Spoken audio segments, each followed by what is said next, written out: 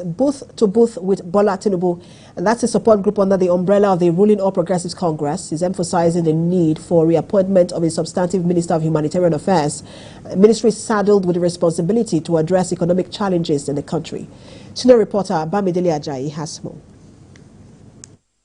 World Bank 2023 survey estimate the Nigerian poverty rate have reached 38.9% in 2023, with an estimated 87 million Nigerians living below poverty line. This despite several efforts deployed by the present administration to mitigate the impact on the citizens. Higher inflationary trend bites harder on the people's income. At this APC boot-to-boot campaign for President Bola Ahmed Tinubu in Onitsha, Anambra State, party members expatiate more on the government initiative. This is to show that even people are happy with the current present administration.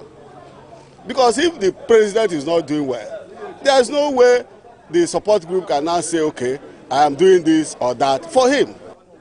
The party executive underscored the need to have a substantive Minister of Humanitarian Affairs. People that feel that maybe they are during the election, maybe they did not win.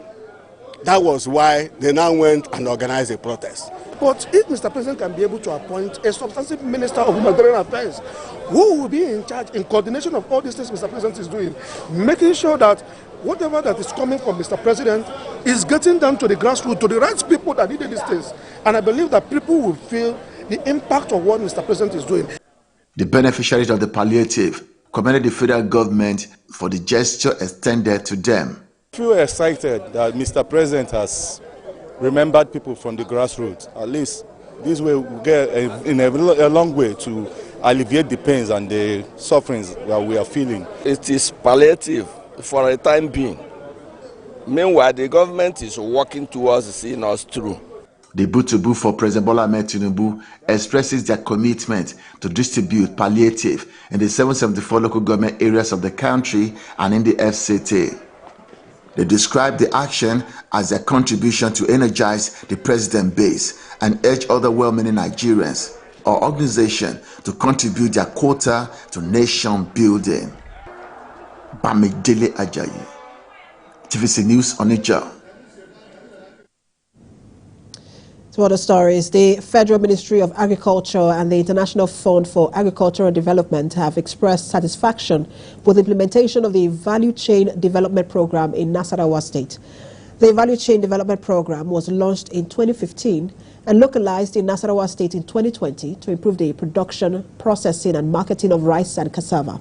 TVC News senior reporter Godin Agwam reports, and then we'll return with business updates.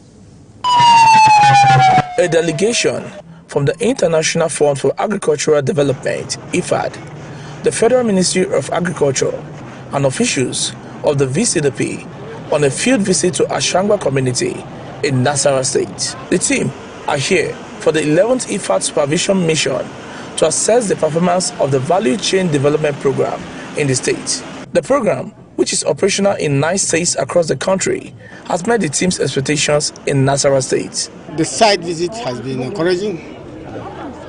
We saw a lot in the rice processing plant.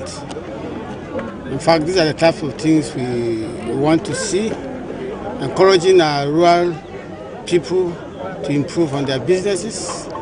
And that is exactly what VCDP is supposed to pursue. Leaders of the VCDP say from inception, the program has sustained its support to farmer organizations on cassava and rice production, processing and marketing. They are confident that the equity contributed by the farmer organizations to assess interventions will see to the sustainability of the program. When VCDP finally closes, they will continue their business, and we have the Commodity Alliance Forum, CAF, which is an association of producers, processors, marketers, transporters, agro-input distributors or sellers. Everybody, they are there.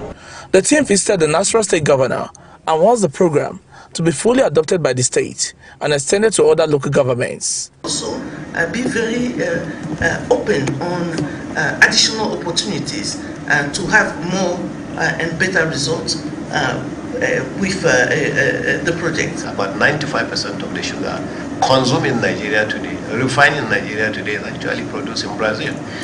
So we have the refineries here. So instead of having refineries, if we have the complete value chain, that it is, easily you can have nothing less than 500,000 people, who are working in those farms. The efforts of the Value Chain Development Program will curb hunger and ensure food sufficiency, which is in line with the federal government's renewed hope agenda. Godwin Agwam, TVC News, Lafia.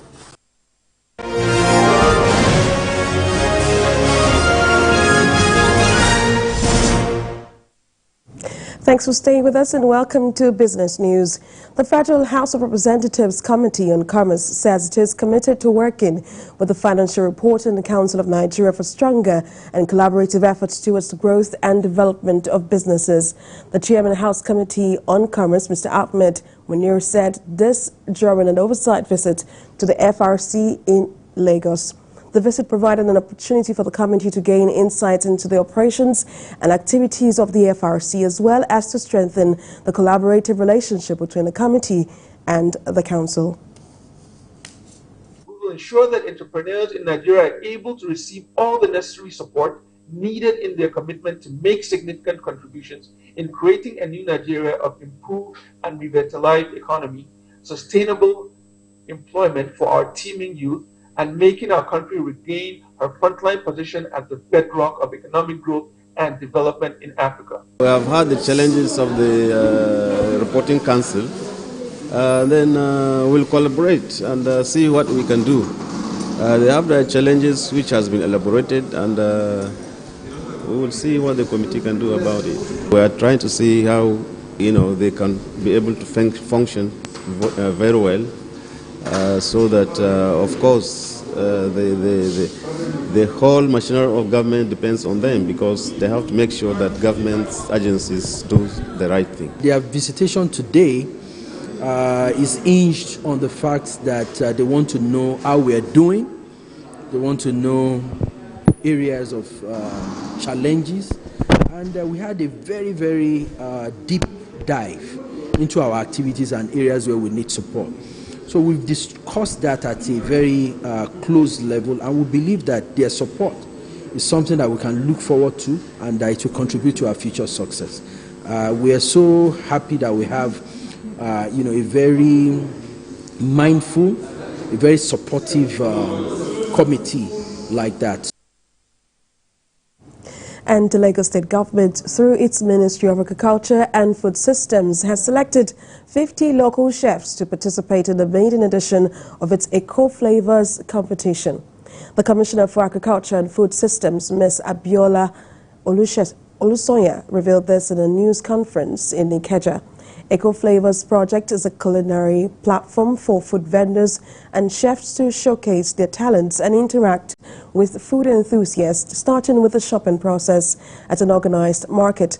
The Commissioner added that it is part of the initiatives of Governor Babajide Sanwo-Olu's administration to shape the state's food system and build a culture of healthy eating and good diet. If you come to the Motion Fresh Food Hub today, you have babies being brought into the market without fear of any malhandling or, just the general fear of you want to take a baby into a market, you have to think twice. Or you want to take your children on an experience with you to understand how it is that the food they eat, this is where it comes from. That is a wonderful experience that the children are having nowadays. And we even have cases where schools come there with the children on an excursion just for them to understand a bit about the food systems and give them the exposure.